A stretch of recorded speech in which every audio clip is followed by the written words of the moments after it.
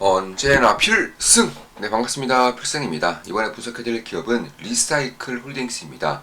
폐배터리 관련해서 한국에는 성일하이텍이 있다면 미국에는 리사이클 홀딩스가 있죠. 실제로 성일하이텍과 리사이클 홀딩스가 낼 수 있는 그런 잠재적인 성장성이라던가 실적 역시 올해까지는 상당히 비슷한 모습을 보이고 있습니다. 그럼에도 불구하고 성일하이텍 같은 경우는 주가가 상당히 좀 크게 뛰었어요. 그에 반해서 리사이클 홀딩스는 주가에 대한 상승도가 형편이 없죠. 주가를 조정을 크게 받은 이후에 이렇다 할 성장성, 주가의 상승도를 보이지 않고 있습니다. 실제로 제가 비교를 좀 해드릴게요. 이게 성일하이텍 주가인데 굉장히 많이 뛰었죠. 대략 한 2배 정도, 2배 정도의 주가 상승도를 보였습니다. 성일하이텍의 2배 정도의 주가 상승도를 보이는 동안 리사이클 홀딩스는 전혀 오르지 않았어요. 오히려 한 20%가량의 조정세를 받고 있습니다. 결론부터 좀 말씀드릴게요. 성일하이텍과 그리고 리사이클 홀딩스를 비교할 수 있는 가장 큰 방법은 바로 이들이 가지고 있는 그런 캐파입니다. 일단 이 폐배터리 관련해서는 전처리 그리고 습식 재련이 있는데 핵심은 습식 재련이에요. 왜냐하면 습식 재련을 통해서 니켈이라던가 리튬, 망간, 코발트 이런 것들을 추출을 해냄으로써 판매를 할 수 있게 되기 때문입니다. 그런데 습식 재련 관련해서 올해 말 기준으로 캐파 관련해서는 자 성일하이텍은 약 14,500톤 14,500톤이고요. 리사이클 홀딩스는 약 35,000톤입니다. 그러니까 비교가 안 돼요. 당장 지금을 봤을 때에는 리사이클 홀딩스는 수익 재련이 없고요. 성일하이텍은 대략 한 4,500톤 정도의 수익 재련이 있기 때문에 성일하이텍은 실적이 나고 있고 리사이클 홀딩스는 실적이 안 나고 있기 때문에 이런 것들을 통해서 성일하이텍에 대한 주가가 상당히 크게 뛰고 있다고 할 수 있겠지만 올해 말만 가더라도 리사이클 홀딩스의 성장성이 성일하이텍을 월등히 뛰어넘는다는 겁니다. 그럼에도 불구하고 리사이클 홀딩스와 그리고 성일하이텍의 주가 행보는 차이가 굉장히 심하게 났고요. 시가총액도 좀 차이가 있어요. 리사이클 홀딩스는 대략 한 1조 3천억 시가총액이 리사이클 홀딩스는 약 1.3조 원 정도고요. 그리고 성일하이텍은 약 2조 원 정도 됩니다. 이런 것들을 봤을 때 결국 리사이클 홀딩스가 대략 2배 이상의 그런 캐파를 가지고 있음에도 시가총액은 대략 한 30% 이상 저렴한 그런 상황이기 때문에 성일하이텍이 만약에 지금이 압도적인 고평가가 아니라면 리사이클 홀딩스야말로 오히려 훨씬 더 큰 그런 잠재력을 가지고 있는 폐배터리 관련 기업이라고 저는 개인적으로 보고 있습니다. 그 외에도 이제 스포크라고 해서 전처리 과정이 있어요. 그러니까 습식 재련이 이제 양극재들의 그런 재료를 뽑아내는 그런 과정이라면 전처리 과정은 그 습식 재련을 뽑아내기 전에 이제 블랙매스라고 해가지고 이걸 통해서 이제 허브 작업, 그러니까 습식 재련 작업을 할 수가 있게 되는 겁니다. 그래서 이런 것들을 봤을 때 그리고 블랙매스와 그리고 습식 재련 둘 다 합쳐서 같이 보더라도 리사이클 홀딩스가 캐파가 훨씬 더 크다는 것을 알 수 있는 것이고 특히 리사이클 홀딩스가 좀 실적이 안 나고 있죠. 가장 큰 이유는 습식 재련이 지금까지는 없다가 올해부터 가동이 된다는 점, 이게 첫 번째 이유고, 두 번째 이유는 이미 한 4개 정도, 한 3개 정도 지금 이제 확정된 공장만 3개 정도의 캐파 생산이 되고 있어요. 그러니까 지금 돌리고 있는 것보다 지어지고 있는 공장이 훨씬 더 많고 훨씬 더 규모가 크기 때문에 흑자가 날래야 날 수가 없는 그런 상태다, 이렇게 보시면 될 것 같습니다. 24년부터 그러니까 내년부터는 본격적인 가동세에 들어가기 때문에 지금과는 비교도 안 되는 정도의 그런 실적 성장도가 저는 리사이클 홀딩스에서 나올 것이다, 개인적으로 이렇게 보고 있습니다. 따라서 지금 당장의 실적만 봤을 때에는 리사이클 홀딩스가 너무나도 고평가된 것처럼 보이지만 올해 말부터 이제 습식 재련과 그리고 내년부터 한 3개 정도의 공장 가동이 추가적으로 돌아갈 때에는 굉장히 큰 그런 성장세를 보일 수가 있다. 특히 성일하이텍 같은 경우는 주요 공장을 봤을 때 성일하이텍은 한국에 있습니다. 리사이클 홀딩스는 당연히 미국 기업이기 때문에 미국에 있죠. 따라서 미국의 그런 IRA 법안 혹은 신재생 에너지 지원 같은 것을 봤을 때에는 결국 리사이클 홀딩스가 압도적 수혜를 받을 수밖에 없다. 실제로 태양광 기업들을 비교했을 때에도 퍼스트를 보더라도 이게 태양광 겹인데 미국의 IRA 신재생 법안을 가장 공격적으로 가장 이제 적극적으로 받을 수 있다는 이유에서 그냥 미국 겹이기 때문에 그런 거예요. 주가 상승들을 보면 자 보이시나요 지금?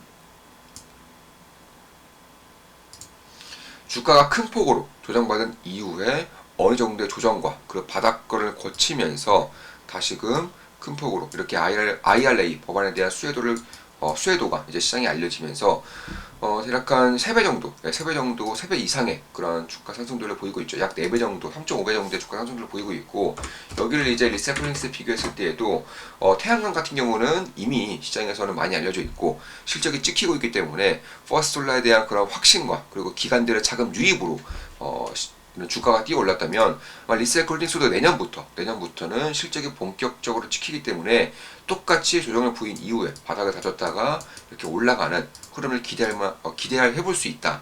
이렇게 저는 개인적으로 보고 있습니다. 물론 제 모든 영상은 매수매도 추천 리딩 절대 아닌 거 다들 알고 계시죠? 참고하시면 되겠습니다. 그래서 올해부터는 시범운행이 있을 것이고 내년부터는 본격적인 양산이 진행될 것이기 때문에 아마 내년 2분기 정도부터는 실적이 본격적으로 찍힌다는 점에서 주가는 항상 펀더멘털을 선행하죠. 약간 1년 전 수준인 지금부터 관심을 가지면서 지켜볼 때가 되지 않았나 이렇게 보고 있습니다. 특히 공모가가 그러니까 9달러, 약 9달러였기 때문에 지금은 공모가 대비해서 약간 40% 이상 하락한 상황이고, 그럼 실제는 비교해드렸었는데 전처리 규모, 그러니까 블랙매스를 뽑아낼 수 있는 규모 같은 경우도 2023년 기준으로 성일하이텍이 약간 14만 3천 톤, 그리고 리사이클 홀딩스가 약간 6만 5천 톤이기 때문에 이건 성일하이텍이 한 2배 정도 앞서고 있어요.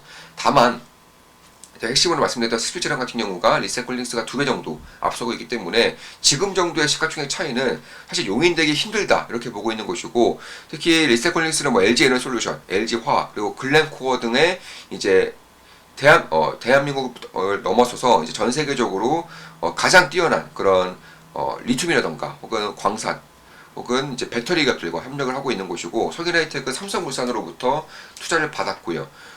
주 고객사 같은 경우도 이제 거의 겹친 경우가 많아요. 리셀홀딩스는 LG에너솔루션, 유미코어 이런 이제 이런 기업들 그 글로벌 기업들과 협력을 하고 있는 것이고, 성일하이텍은 에코프로라던가 포스코 이런 기업들과 협력을 하고 있다. 따라서 사실 비교할 수 있는 부분이 꽤나 많죠. 성일하이텍도 글로벌 기업으로 나아가고 있고 리셀홀딩스도 미국 기업으로서 미국에서 거점을 가지고 있다는 것만으로도 굉장히 큰 수혜를 받을 수 있는 기업이다 보니까 비교할 것들이 상당히 있습니다. 특히 이제 한국에 공장이 위치하고 있는 것과 미국의 공장이 위치하고 있는 것은 상당히 큰 차이를 벌릴 수 있어요. 퍼스트솔라의 주가만 보더라도 알 수가 있죠. 그 외에 중국의 태양광 기업들, 한국의 태양광 기업들은 퍼스트솔라에 비해서는 턱없이 부족한 그런 주가의 상승들을 보이고 있는 것도 사실입니다. 그래서 그런 것들을 봤을 때 결국 만약에 성일하이텍에 대한 주가가 압도적인 고평가가 아니라면 지금부터는 오히려 리셀홀딩스를 좀 볼 필요가 있지 않을까, 개인적으로는 그렇게 보고 있는 겁니다. 주목을 해볼만 하다 이렇게 보고 있는 것이고, 사실 제가 최근에 금양에 대해서 굉장히 안 좋은 그런 분석들을 해드리고 있는 것은 맞아요. 리스크가 굉장히 크다고 말씀드리고 있죠. 그렇다고 해서 제가 2차전지, 배터리 소재에 관련된 기업들, 배터리 관련된 기업들을 전부 다 안 좋게 보고 있는 건 아니에요. 저도 덱산 테코프에아에 투자하고 있다라고 이미 공개적으로 말씀을 드렸었고 현재는 괜찮은 수익을 보고 있습니다. 3월 6일 이제 토론방 글이고요. 덕산 테코피아가 이 당시에 이제 좀 급등을 했죠. 이전에 제가 투자를 하고 있었었고요. 신이신가요, 필승님? 그리고 다음 주에 이제 IRA 발표에 대해서도 이렇게 우리 멤버분들끼리 공유가 있었었고, 거의 매일같이 양질의 토론이 이루어지고 있는 대한민국 최고의 그런 투자 관련 스터디다. 저는 개인적으로 그렇게 생각을 하고 있습니다. 덕산 테코피아는 저 같은 경우는 대략 한 12%, 12.3% 수익을 보고 있습니다. 절대 매수해서 추천 리딩 아니에요. 덕산 테코피아 대박이네요. 사부님은 이런 걸 어찌하셨을까요? 지금 덕산 들어가도 될까요? 크게 슈팅 나올 이슈는 아닌 것 같은데 뉴스 내고 갑자기 올려버리네요. 네, 제가 봐도 하지만 보유 종목이고 필승님 픽이라 공유드렸습니다. 지금 윗골이 크게 나온 분봉 단위에서 아직 지지 지점이 잡히지는 않아서 저라면 더 기다릴 것 같습니다. 사구님이 들어가신 시점에서는 조금 떨어진 가격대라 리스크가 크실 수 있어서 신중히 판단하셔야 되겠죠. 단장님의 보조 코멘트는 역시나 네. 이분이 이제 우리 멤버분들 중에서 이제 굉장히 적극적으로 토론에 참여하시는 분인데 네, 단장님이라는 호칭이 붙었어요. 굉장히 좀 재밌는 현상입니다. 단주나 변압기 쪽은 오늘도 전체적으로 조정이군요. 또 좋은 기회가 오는 것 같습니다. 역시 실적이 잘 나왔네요. 주총을 기다려봅니다. 이 기업도 저희가 투자하고 있고 추가 매수를 2번이나 진행했죠. 비중은 상당히 커져 있는 기업이고 실적이 상당히 잘 나왔어요. PR이 3이 안 됩니다. 그래서 좀 기다리고 있는 그런 매수한 이후에 기다리고 있는 그런 기업이고 여전히 수익성이 크지 않기 때문에 사실 지금부터라도 관심을 가지더라도 충분한 기업이다 이렇게 보실 수가 있겠습니다. 우리 멤버분들은 다 알고 계시는 기업이겠죠. 제가 매수 매도 할 때마다 실시간으로 말씀드리고 있고요. 계좌 공개도 저번 주 주말에 다 해드렸습니다. 자, HBM3 그리고 후공정에 대한 기술 개발은 날로 중요해지네요. HBM3 같은 경우도 제가 반도체 관련해서는 좀 강조를 했었던 그런 기술이죠. 서학개미 순매수입니다. 채권에 대한 관심이 뜨겁네요. 정확히 저희와 반대 포지션이죠. 인플레 억제, 금리 인하, 나스닥 상승에 베팅했군요. 저희 같은 경우는 장기 국채, 금리의 상승에 대해 베팅하고 있고 현재는 수익을 보고 있어요. 테슬라가 항상 껴있었던 것 같은데 안 보이네요. 전환장에 들어서려면 엄청난 경기 침체가 동반된 이유겠는데요. 아유 무서워라. 여전히 오래된 관성에 이끌린 포지션이 아닌가 싶습니다. 오래된 관성에 이끌린 멋진 표현이 있네요. 정확합니다. 병역점을 보지 못하면 수익을 내기가 어렵습니다. 잘 캐치하셨네요. 이렇게 제가 답변을 드릴 수 없고 굉장히 좀 잘 되고 있어요. 투자도 마찬가지고 그리고 우리 멤버분들 간의 그런 토론이라던가 이런 것들도 상당히 잘 되고 있습니다. 4월 달에 이제 오프라인 모임이 있죠. 저는 이것을 준비하느라 영상도 제대로 못 찍고 이러고 있는데 최선을 다해서 제가 알고 있는 모든 것들을 직접적으로 도제식으로 전부 다 전수 해드리려고 합니다.